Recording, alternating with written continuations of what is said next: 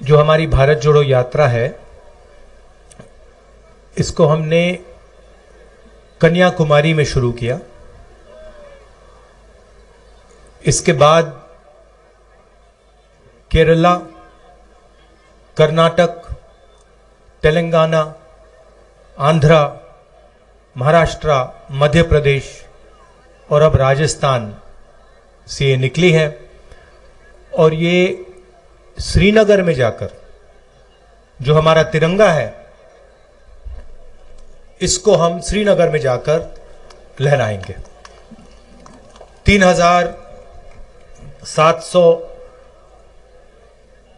3,800 kilometre की बीच की दूरी है। शुरू किया था तो हम सबको लगा था कि ये काफी मुश्किल सफर होगा, आसान नहीं होगा। 3,700 किलोमीटर चलना आसान नहीं होता है। पहले धूप थी, बारिश हुई, आंधी आई, अब थोड़ी ठंड हो रही है। मगर अजीब बात यह है कि ये सफर मुश्किल नहीं है, काफी आसान है। आप हमारे यात्रियों से पूछिए, जो भी इस यात्रा में चल रहा है, 25-26 किलोमीटर हम चलते हैं, 7-8 घंटे चलते हैं, मगर थकान किसी को नहीं होती। और शुरुआत से मैं सोच रहा हूं ये इसका कारण क्या है। आमतौर से 5-10 किलोमीटर चलते हैं, थकान हो जाती है, मगर इसमें हम 25-26 चल रहे हैं और थकान नहीं हो रही है। इसका कारण है कि आप लोगों ने, हिंदुस्तान की जनता ने इस यात्रा को अपना प्यार, अपना समर्थन और अपनी पूरी शक्ति दे दी है। और आपने हमारी मदद की है, हमारा काम आसान बनाया है। तो इसके लिए भी मैं आप सबको दिल से धन्यवाद करना चाहता हूं। यात्रा का लक्ष्य मैं आपको बताना चाहता हूं। हिंदुस्तान एक लोकतांत्रिक देश है। इसमें अलग अलग संस्थाएं लोकतंत्र की रक्षा करती हैं। इसमें हमारे विधानसभाएं हैं, लोकसभा, राज्यसभा, जुडिशरी, जैसे भी गहलोत जी ने कहा, मीडिया जो चौथा स्तंभ माना जाता है, इन सब का काम लोकतंत्र की रक्षा करने का होता है। मगर आज के हिंदुस्तान में बीजेपी ने, आरएसएस ने इन सब को दबा दिया है और इन सब के अंदर अपने लोगों को इन्होंने बैठा दिया है। पार्लियामेंट में हम भाषण करना चाहें, चाहे वो नोटबंदी के बारे में हो, चाहे वो जीएसटी के बारे में हो, किसान बिल के बारे में हो, चाइना जिसने हमारी जमीन ले ली उसके बारे में हो, हमारा माइक ऑफ कर दिया जाता है, हमें बोलने नहीं देते। हम चिल्लाते रहते पार्लियामेंट हाउस में, वीडियो कैमरा हमारी ओर आता ही नहीं। स्पीकर राजस्थान के हैं, लोकसभा टीवी को उनका चेहरा बहुत अच्छा लगता है, 24 घंटा उनका चेहरा दिखाते रहते हैं।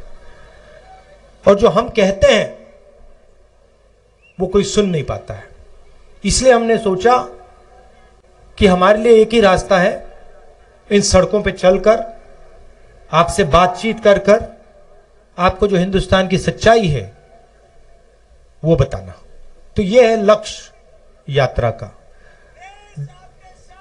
अभी गहलोत जी ने एक बात बोली और मैं उनसे सहमत हूं, मगर मैं उसमें एक चीज जोड़ना चाहता हूं। गहलोत जी ने कहा कि जो हमारे मीडिया है वो अपना काम नहीं कर रहे हैं, जो चौथा स्तंभ का काम होता है, जिम्मेदारी होती है, उसको पूरा नहीं कर रहे। वो सही बोल रहे हैं। मगर यहां जो हमारे मीडिया के मित्र आए हैं, और मैं यहां कहना चाहता हूं क्योंकि जो लोग भीड़ में हैं, आपको गलतफहमी नहीं होनी चाहिए, ये इनकी गलती नहीं है।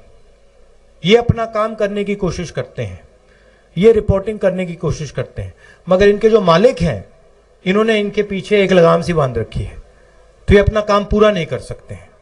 तो गलती इनकी नहीं है, जरूर ये थोड़ा और कर सकते हैं और करना चाहिए, मगर इनका कंट्रोलर, इनका रिमोट कंट्रोल, जैसे टीवी का रिमोट कंट्रोल होता है, वो इनके, देखिए मुस्कुरा रहे हैं, वो इनके हाथ में नहीं है, वो इनके जो मालिक हैं उनके हाथ में है।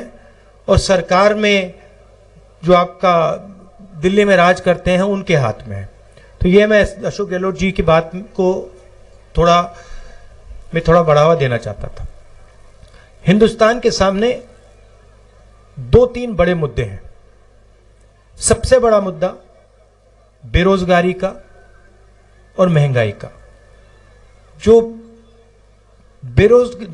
रोजगार देने का सिस्टम है, वो जो स्मॉल और मीडियम बिजनेस चलाते हैं, जो छोटे व्यापारी होते हैं, वो लोग देते हैं रोजगार। जो अरबपति होते हैं, 3-4 अरबपति हैं हिंदुस्तान में, वो रोजगार नहीं देते। और जब नरेंद्र मोदी जी ने नोटबंदी की और गलत जीएसटी लागू की, तो जो छोटे व्यापारी हैं, जो स्मॉल और मीडियम बिजनेस चलाते हैं, जो देश को रोजगार देते हैं, उनकी रीढ़ की हड्डी टूट गई। और सच्चाई आज यह है कि देश अगर चाहे भी अपने युवाओं को रोजगार नहीं दे सकता।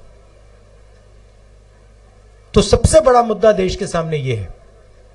दूसरा मुद्दा महंगाई है। इंटरनेशनल मार्केट पे पेट्रोल और डीजल के दाम ऊपर जाएं या नीचे जाएं, हिंदुस्तान में पेट्रोल और डीजल के दाम ऊपर ही जाते हैं। चाहे कुछ भी हो जाए, इंटरनेशनल मार्केट में तेल के दाम गिर जाएं, मगर उसका फायदा हिंदुस्तान के गरीब लोगों को नहीं मिलता।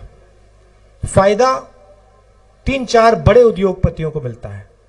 आपको याद होगा, यूपीए के समय पेट्रोल के दाम 60 रुपए के थे। याद है आपको? याद है? ठीक है, 60 रुपए के थे। आज क्या है?